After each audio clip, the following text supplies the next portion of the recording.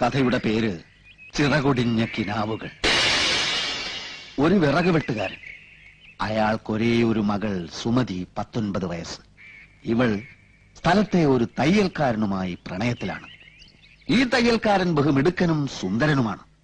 അനീതി കണ്ടാൽ എതിർക്കും, ജനങ്ങളുടെ ഏത് കാര്യത്തിനും മുന്നിൽ കാണും. അങ്ങനെ നാട്ടുകാരുടെ കണ്ണിൽ ഉണ്ണിയാണ്.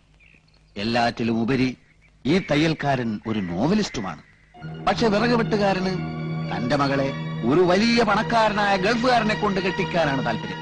ഇക്കാര്യം സുമതി തയ്യൽക്കാരനെ അറിയിക്കുന്നു. തയ്യൽക്കാരൻ ഗൾഫിൽ പോകാൻ ശ്രമിക്കുന്നു. പക്ഷെ വിസ അത് കിട്ടുന്നില്ല.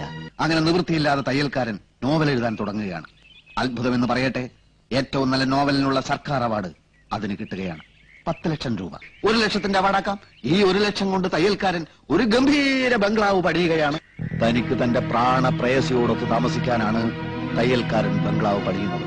പക്ഷെ നിർഭാഗ്യമെന്ന് പറയട്ടെ, വിറക് വെട്ടുകാരൻ തന്റെ മകൾക്കൊരു ഗൾഫ് ഭർത്താവിനെ ഏർപ്പാടാക്കും. സുമതി കരഞ്ഞു. തയ്യൽക്കാരൻ ആ കല്യാണം പൊളിക്കാൻ ശ്രമിക്കുന്നു. സാധിക്കുന്നില്ല. ഒടുവിൽ ബംഗ്ലാവിന്റെ പാലുകാച്ചൽ ദിനം വരികയാണ്.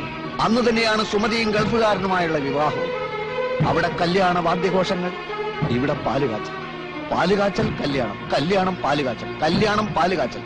അവിടെ സുമതിയുടെ കഴുത്തിൽ താലി വീഴുന്ന സമയത്ത് ഇവിടെ കാച്ചിയ പാലിൽ വിഷം കലക്കി കുടിച്ച് തയ്യൽക്കാരൻ പിടയുകയാണ്. പക്ഷെ താലി കെട്ടുന്നില്ല.